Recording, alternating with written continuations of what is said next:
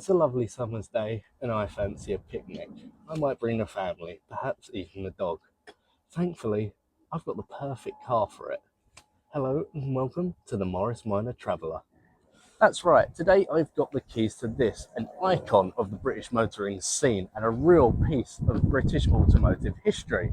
It's a Morris Minor Traveller. This particular car is a later 1966 model, and we're going to have a look inside it, outside it, and then we're going to take it for a little spin, and I'm going to talk a little bit about what I think of the car. So let's crack on. Now, if you're watching this video, I'm going to make the bold assumption that you already know what a Morris Minor is, but allow me to refresh you, just in case. Introduced in 1948, production of the Minor spanned right the way through till 1971.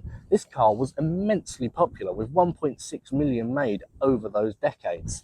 It was made in three main series: the Series 1 MM, the Series 2, and the Series 3 Minor 1000, the latter being the most popular by far, with over 650,000 of them being made. They were made in a few different body styles, the main classic one being the standard saloon, a tourer open-top convertible, this, the Traveller, and a commercial variant, all of which had a great overwhelming popularity, but it was this, the Traveller and the commercial, that seemed to do the best as production spanned on, simply because of their practicality.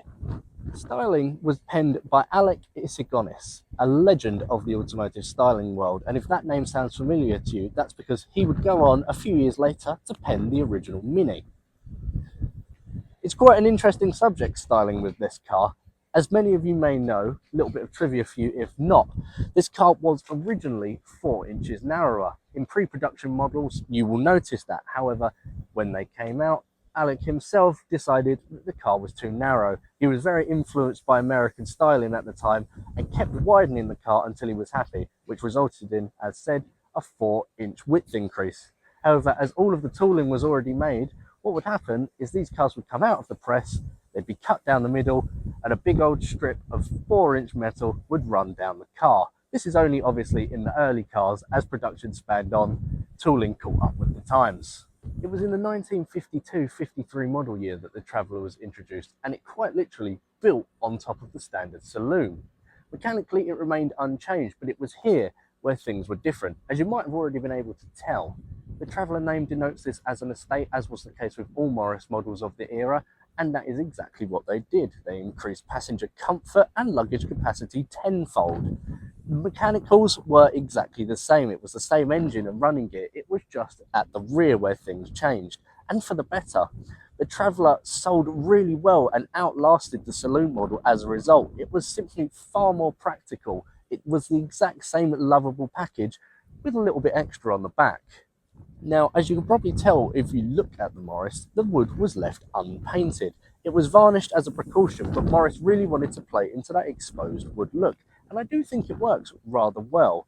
The problem comes at this point in the Morris's lifespan, decades down the line. The wood in some cars has begun to rot and detach in places, and as such they would need a frame replacement. Now this sounds scary, but you can still buy a full kit for these, and it isn't massively expensive. So don't be scared off by a Traveller that needs a bit of love in the timber department. It's simple but effective. The cabin of the Minor is very well thought out. It's comfortable, it's well laid out, and this, being a post-1954 car, boasts a classic central gauge cluster. There's very little to comment on here. There's not a lot going on. This was, after all, a simple, minimalist, everyday, practical family car. But what I will say is that with this, the Traveller, there is a great deal of space in here. I've got loads of headroom, loads of leg space, whether I'm in the front or rear, and a nice bit of luggage space. A further bonus is that with all this glass, visibility is even better. There's very little blind spot in this now.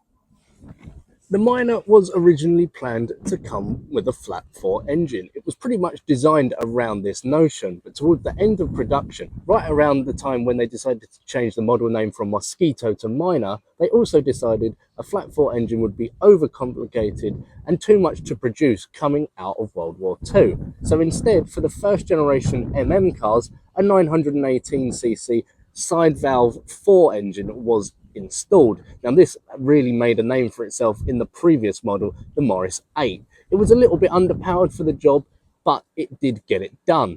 It was then in the second generation that the CC was actually downgraded and an 803cc unit was put in, but this one had a top speed of 63. The last generation and most popular, the Minor 1000, had two available engines, a 948cc unit or a 1098cc. This car has the latter. Both were made for the rapidly emerging motorway era and therefore could do around 75 miles an hour. No mean feat at the time. Parts are readily available, but these engines are very, very reliable indeed. They tend to run pretty much forever.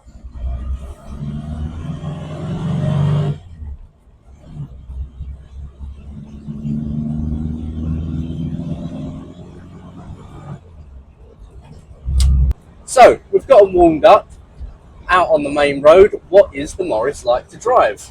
Well, it's quintessential mid-20th century classic motoring. I've got a raspy four-cylinder engine in front of me, a relatively lightweight body, big floaty steering. It's incredibly nostalgic and it's very good fun indeed. These later cars with the upgraded 948 or 1098cc engines are massively improved over the early cars. Those side valve four cylinders are hideously underpowered, and as much as they are more sought after in the collector's world, they're just very, very impractical to live with. I've got a 4-speed manual box to play with, and it's actually quite a nice box. The throws are long, but it's engaging, it feels solid, and the clutch action is good in this particular car. Road holding is better than I expected. It's a lot tighter than one would think, especially for this, an ash-framed estate car. At top end, we are quite high in the rev range, but the car does seem very comfortable with it. It's sitting at a really nice temperature, and the oil pressure is good. There is more power delivery than I expected from this thing. It's not quick, let's not make any mistake about that, but it does get up to speed in a more comfortable fashion than I would have anticipated. Now, as often is the critique of these minors, whether it be the Tourer, Traveller or Saloon, the brakes do feel a little bit spongy, especially when you're coming down from a higher speed. They do the job, but there is a little bit of vagueness when you first hit the pedal. I feel like I'm building quite a bond with this car. It's very fun, and I can see why they have the following that they do. It's exceeded my expectations in terms of driving, that's for sure. So, the Morris Minor Traveller, what do I think? Well, it's a wonderful little thing, isn't it? It's hard not to love. It very much is the personification of classic British motoring. It's endearing. It's something about it just captivates you. It drives very, very well indeed. It can keep up with modern traffic to an extent, and parts are readily available and cheap.